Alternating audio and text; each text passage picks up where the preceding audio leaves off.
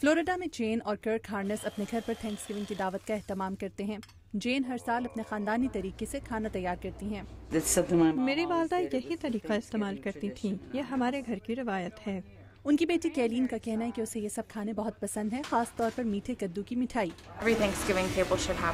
یہ تہوار ٹرکی کے بغیر ادھورا تصور کیا جاتا ہے۔ بہت سے گھروں میں ٹرکی کی ہڈی توڑ کر دعا مانگنے کا رواج بھی ہے۔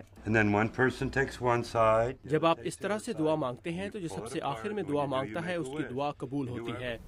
سڑک کے اس پار بیکمنز خاندان بھی تھینکس گیونگ کی تیاری کر رہا ہے۔ لورین بیکمن کھانے کے اہتمام کے لیے آج صبح جلدی اٹھی ہیں۔ The other main ingredient in a Thanksgiving feast is the cranberries. Thanks giving کے عشائیے میں دوسری اہم چیزیں کرانبری ہوتی ہیں، ہم اس کی سوس بناتے ہیں۔ لورین نے کھانوں میں ڈالنے کے لیے اپنے گھر کے باغ سے چند جڑی بوٹیاں توڑی ہیں۔ ان کے شوہر بٹ بیکمن نے گھر کے آنگن میں لگے ناریل کے درخت سے ناریل توڑا ہے۔ ناریل کا کیک ان کے گھر کی ایک روایت ہے۔ میں اس کیک کی سجاوٹ کروں گی۔ جب یہ دونوں خاندان کھانے کی میز پر بیٹھتے ہیں تو دعا مانگتے ہیں۔ جین اور کرک ہارنس کا کہنا ہے کہ وہ اس خاص دن پر اکٹھے ہونے کے لیے بہت خوش ہیں۔ میرے لیے تھینکس گیونگ کا مطلب خاندان کے ساتھ مل بیٹھنے کا نام ہے اور ان تمام چیزوں پر شکر ادا کرنے کا جو مجھے میسر ہے۔ ہم خوش نصیب ہیں کہ اس موقع پر لوگوں کو اکٹھے ہونے کا موقع ملتا ہے۔ آپ جانتے ہیں بہت سے لوگوں کا اس دنیا میں کوئی نہیں۔ Lauren and Bette Beckman thanksgiving کے عشائیے پر اپنے خاندان والوں کو مدعو کرتے ہیں۔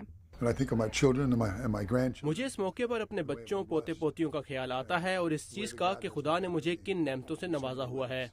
I'm also thankful for my family and friends. میں بھی اپنے گھر والوں کے حوالے سے شکر گزار ہوں۔ میری 2 خوبصورت بیٹیاں ہیں، ایک واشنگٹن میں اور دوسری ہوائی میں ہوتی ہے، مگر دونوں تھینکس گیونگ کے لیے نہیں آ سکیں۔ کرک ہارنس کے لیے تھینکس گیونگ امریکہ میں ملنے والی آزادی کو سراہنے کا ایک موقع بھی ہے۔ وہ آزادی جو امریکہ داخل ہونے والوں کے ساتھ شروع ہوئی، جو یہی آزادی حاصل کرنے کے لیے ادھر آئے تھے۔ تھینکس گیونگ تہوار کی ایک اور انفرادیت ان خاندانوں کے مطابق بہت سے کھانے کا بچ جانا ہے جس سے وہ بعد میں لطف اندوز ہوتے ہیں۔